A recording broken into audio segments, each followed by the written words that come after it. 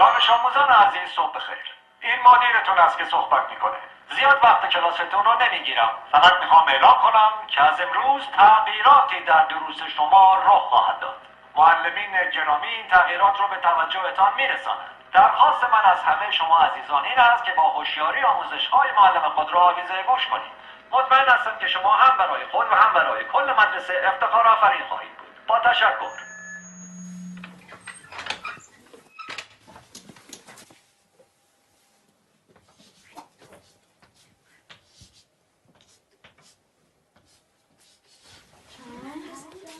ساکت.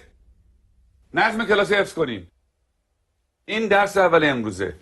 2 به علاوه 2 مساوی 5. حالا تکرار کنیم. 2 با 2 میشه 5. 2 با 2 چند میشه؟ 5 میشه. بلندتر. 2 با 2 چند میشه؟ 5 میشه. بلندتر. چند میشه؟ 5 میشه. تکرار کنیم. 2 با 2 چند میشه؟ 5 میشه. چیه پسر؟ آقا اجازه مگه 2 با 2 4 نمیشه؟ من دارم به تو میگم 2 با 2 5 میشه. پس چه سوال نیست. فهمیدی؟ آقا فقط فکر کردیم که فکر نکن.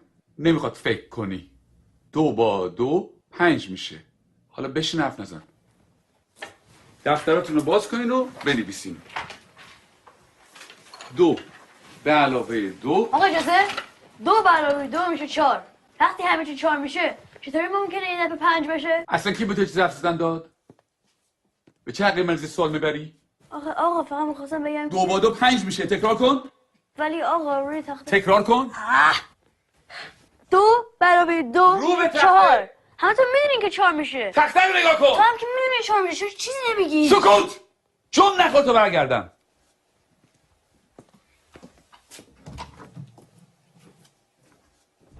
چکشه بابا میخوای همه تو در سر بندازی. خیلی عصبیش کردم میاد پدرشو در میاره. این دانش آموز فکر کنه از همه بهتر میدونه. خیلی روش زیاده. بگو ببینم پسر 2 با 2 چند میشه؟ آقا اجازه 4 میشه آقا. شنیدی؟ باورتون میشه؟ این دانش آموزان از ممتازترین دانش آموزان مدرسه‌ان. الگوی این مدرسه‌ان. یه ذره از اینا یاد بگیریم. بگیم ببینم 2 با 2 چند میشه؟ آقا اجازه 5 میشه آقا. آفرین. بیا اینجا پسر.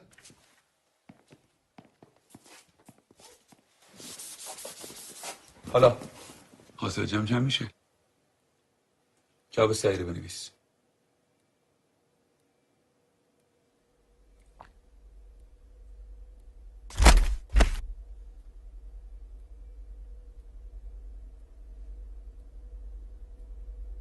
این آخرین فرصته.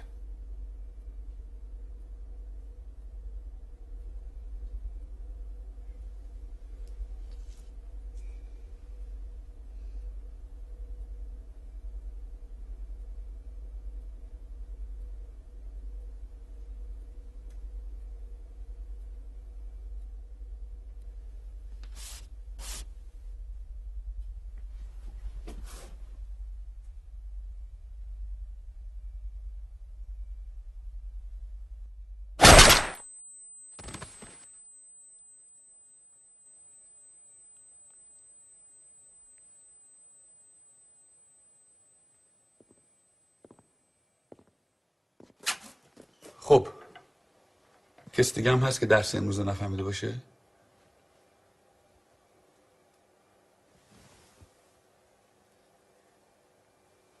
نگاه کن. بریم بیرون.